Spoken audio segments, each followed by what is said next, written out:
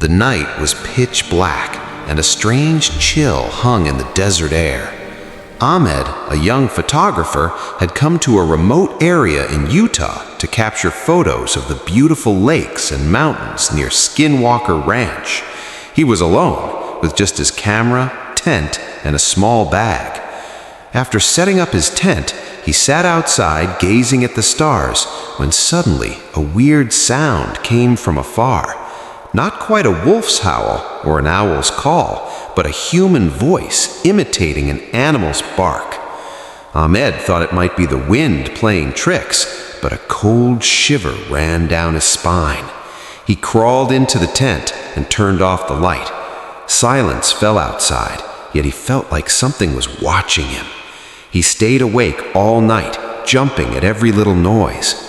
By morning, he decided to leave quickly, but his car's tire was flat. There was no help for miles around. Ahmed chose to walk toward the nearest town, but a strange fear had settled in his heart. He didn't know this was just the beginning. Ahmed grabbed his bag and started walking across the desert. The sun climbed fast and the heat intensified. He'd been walking for about 2 hours when he spotted a shadow in the distance. At first, he thought it was a coyote, but as he got closer, it looked wrong. It walked on 2 legs but hunched over like an animal. Ahmed stopped and zoomed in with his camera. What he saw made his hands shake. A tall, skinny figure with pale, shiny skin, no hair on its head, and huge black eyes. It wasn't human or animal. The thing stopped when it saw Ahmed, then suddenly mimicked his voice. Ahmed, Ahmed, in his exact tone. Ahmed screamed and ran.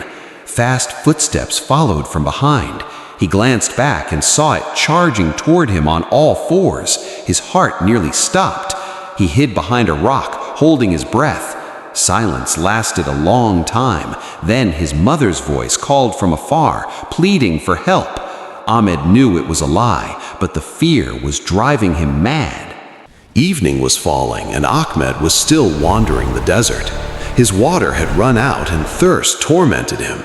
He reached a small valley with some bushes and sat to rest when he heard his name again, this time in his sister's voice. "Brother, save me." Ahmed jumped up and ran toward the sound, but nothing was there. Turning back, he saw the pale-skinned creature standing right in front of him, now very close. Its eyes glowed, and its open mouth showed a creepy smile. Ahmed screamed and backed away, slipping and falling.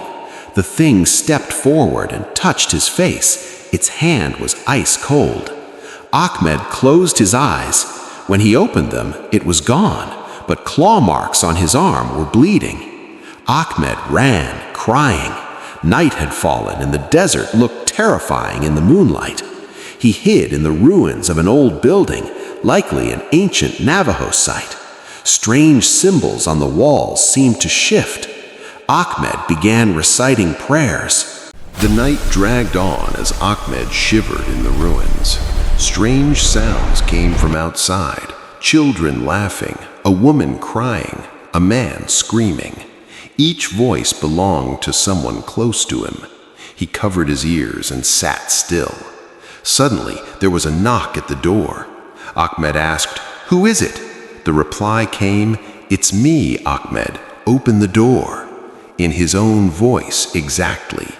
Ahmed yelled, "Go away!" Laughter outside turned into an animal's growl. Then the door shook violently. Ahmed threw a stone at it. Silence returned. Near dawn, he dozed off and dreamed he had become the pale creature running through the desert. He woke soaked in sweat. Morning came and he stepped outside. The desert was quiet, but far away lay his jacket from yesterday, one he hadn't removed. Inside was a note, "Now you are part of me." Ahmed burned the jacket and started running. His heart told him the thing was now inside him. Ahmed had covered nearly 10 miles when he spotted a small road. He shouted with joy and collapsed on it. Soon, a pickup truck arrived, and an old Navajo man inside helped him up. Ahmed told the whole story. The old man went silent. Then he said, "You met ye naaldlooshii, the skinwalker. You'll never live in peace again." Ahmed asked, "Is there a way to escape it?" The elder shook his head. "Only prayer and running, but it finds you." He dropped Ahmed in the nearest town and left. At the hotel, Ahmed showered and looked in the mirror. His eyes had a strange glow. That night, he dreamed of hunting a human in the desert. He woke with the taste of blood in his mouth, screamed, and fled the hotel. Heading home now, he feared what he'd brought back might reach his family. The thing was with him, inside him. Every night he heard voices, every shadow scared him. Ahmed knew the skinwalker had chosen him. Back home, Ahmed told everyone, but no one believed him. His mother said, "You're just tired, rest." But that night, strange noises came from his room. His sister woke to find him staring out the window, eyes shining like the moon. He turned and said, "Sister, come outside," in her exact voice. She screamed and woke their mother. When everyone arrived, Ahmed was gone.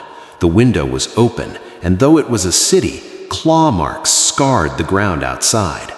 Ahmed had vanished. Police searched, but found nothing. Days later, in a nearby village, people reported a strange creature roaming at night, mimicking voices. An old Navajo elder said, "A new skinwalker has been born." Ahmed's body was eventually found, but he wasn't dead. He had changed. Now at night, near the city, people hear voices of loved ones. If someone goes out, they don't return.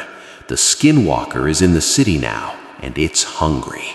People now say anyone who goes near Skinwalker Ranch never returns the same. Ahmed's story became a warning.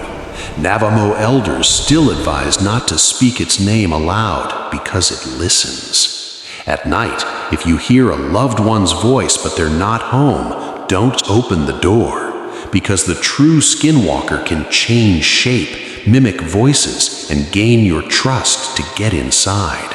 Once in, it makes you its own.